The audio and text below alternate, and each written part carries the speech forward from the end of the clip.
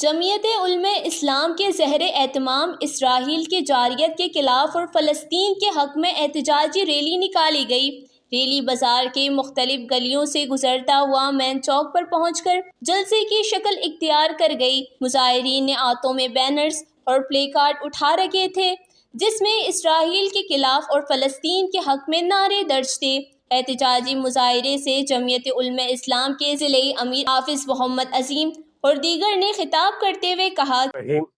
مرچی احتجاجی مظاہرہ فلسطین مسلمانوں کو اظہار یکجہتی خاطرہ پورے ملک کے تہا اظہار یکجہتی بھو گائیں تو ہمیں بابتا پنجگور اہم گوتی مسلمان اظہار یکجہتی خاطرہ مرچی مائی احتجاجی مظاہرہ کرتا۔ یہ مظاہرین یعنی مطلب مقصد چیئے کہ تمام اسلامی ملک فلسطین مظلوم مسلمانانی حمایت پکنا اور عملاً گمایا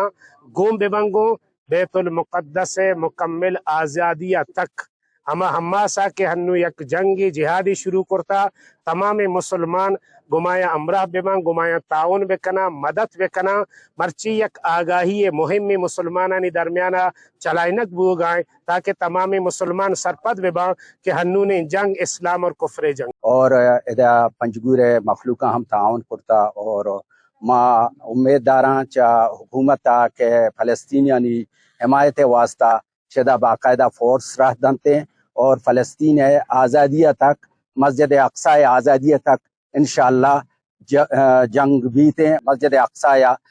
کے قبلہ اول آ رہا انشاءاللہ شاہ اسرائیل دستہ آ رہا زنانت اور دوبارہ قبلہ اول آزاد بیتے اسرائیل خلاف باید آ جنگ میدان درائیں تنگو وہ باید تمام اسلامی ممالک ہرچی کے اسرائیل مصنوعات استنگو آئیں باید بائیکاٹ بھی بنتنگو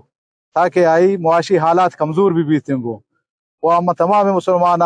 چاپیل کنی کو باید آئے میدان درائیں تھے وہ اسرائیل شکست بھی دیتے یہود شاہ ملکہ پکشا بگڑ لے رہے ہیں۔ فلسطین میں موجود جماعت حماس کے مجاہدین جس جذبے اور جارحیت کے ساتھ کفر کو للکار رہے ہیں اس کو تاریخ کے سنہرے الفاظ میں لکھے جائیں گے۔ انہوں نے کہا کہ اس وقت افغانستان سمیت پاکستان میں بھی مجاہدین فلسطینی مسلمانوں کی مدد کے لیے راستے مانگ رہے ہیں۔ اگر ان کو راستے مل جائیں تو سب مل کر اسلام دشمن قوتوں کو عبرتناک شکست دیں گے۔ وش نیوز پنجگور بلوچستان۔